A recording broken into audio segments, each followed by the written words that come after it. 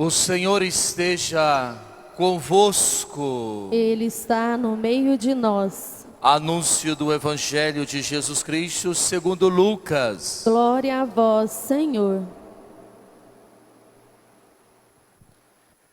Naquele tempo, os publicanos e pecadores aproximavam-se de Jesus para o escutar. Os fariseus, porém, e os mestres da lei criticavam Jesus. Este homem acolhe os pecadores e faz refeição com eles. Então Jesus contou-lhes esta parábola. Um homem tinha 2 filhos. O filho mais novo disse ao pai: Pai, dá-me a parte da herança que me cabe. E o pai dividiu os bens entre eles. Poucos dias depois, o filho mais novo juntou o que era seu e partiu para um lugar distante. E ali esbanjou tudo numa vida desenfreada. Quando tinha gasto tudo o que possuía, houve uma grande fome naquela região. E ele começou a passar necessidade. Então foi pedir trabalho a um homem do lugar, que o mandou para seu campo cuidar dos porcos. O rapaz queria matar a fome com a comida que os porcos comiam, mas nem isso lhe davam. Então caiu em si e disse: Quantos empregados do meu pai têm pão com fartura, e eu aqui morrendo de fome? Vou-me embora, vou voltar para meu pai e dizer-lhe: Pai, pequei contra Deus e contra ti, já não mereço ser chamado teu filho. Trata-me como a um dos teus empregados. Então ele partiu e voltou para seu pai. Quando ainda estava longe, seu pai o avistou e sentiu compaixão. Correu-lhe ao encontro, abraçou-o e cobriu-o de beijos. O filho então lhe disse: Pai, pequei contra Deus e contra ti, já não mereço ser chamado teu filho. Mas o pai disse aos empregados: Trazei depressa a melhor túnica para vestir meu filho, e colocai um anel no seu dedo e sandálias nos pés. Trazei o novilho gordo e matai-o. Vamos fazer um banquete, porque este meu filho estava morto e tornou a viver, estava perdido e foi encontrado. E começaram a festa.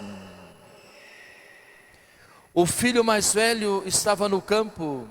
Ao voltar, já perto de casa, ouviu música e barulho de dança.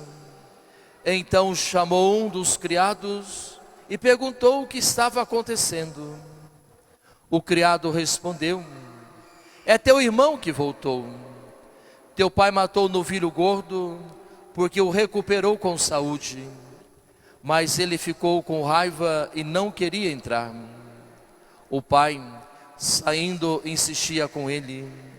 Ele, porém, respondeu ao pai: Eu trabalho para ti há tantos anos, jamais desobedeci a qualquer ordem tua, e tu nunca me deste um cabrito para eu festejar com meus amigos. Quando chegou esse teu filho, que esbanjou teus bens com prostitutas, matas para ele o novilho cevado. Então o pai lhe disse: Filho, tu estás sempre comigo, e tudo que é meu é teu. Mas era preciso festejar e alegrar-nos, porque este teu irmão estava morto e tornou a viver, estava perdido e foi encontrado. Palavra da salvação. Glória a vós, Senhor. Glória a vós,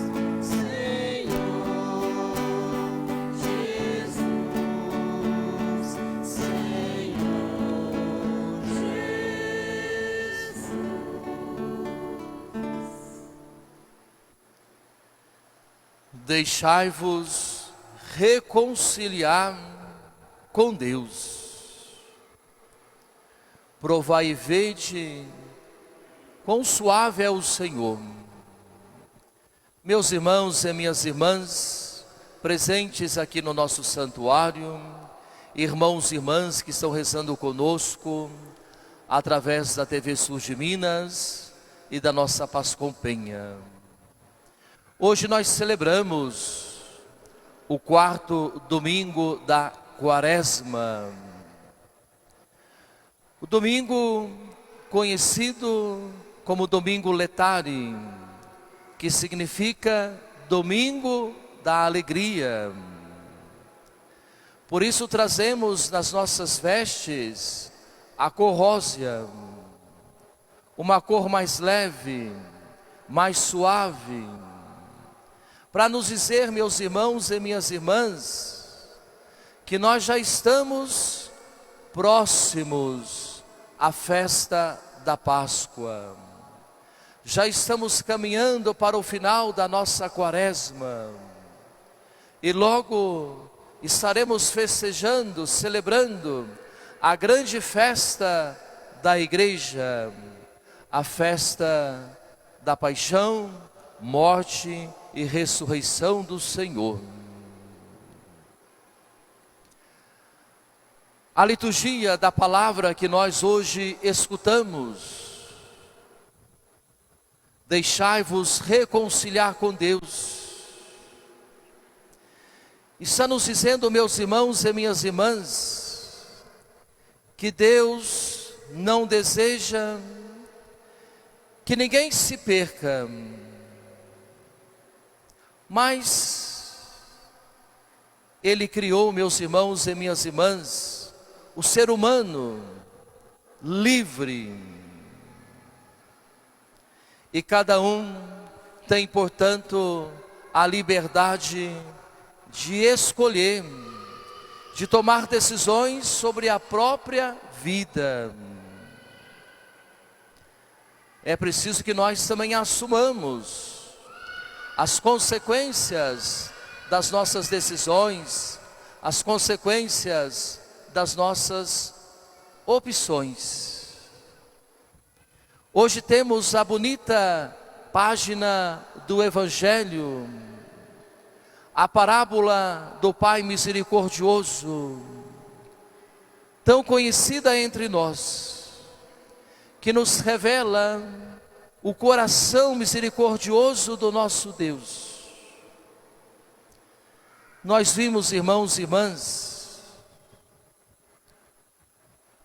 que o filho mais novo, ele toma uma decisão, ele faz uma escolha,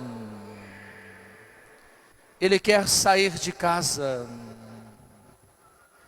ele pede ao pai a sua herança. E nós sabemos, irmãos e irmãs, que naturalmente o momento de repartir a herança é após a morte do pai. Por isso, quando o Evangelho nos fala que este filho mais novo quis a sua herança com seu pai ainda vivo, a palavra de Deus está nos dizendo que ele tomou uma grande decisão de matar o pai dentro de si mesmo.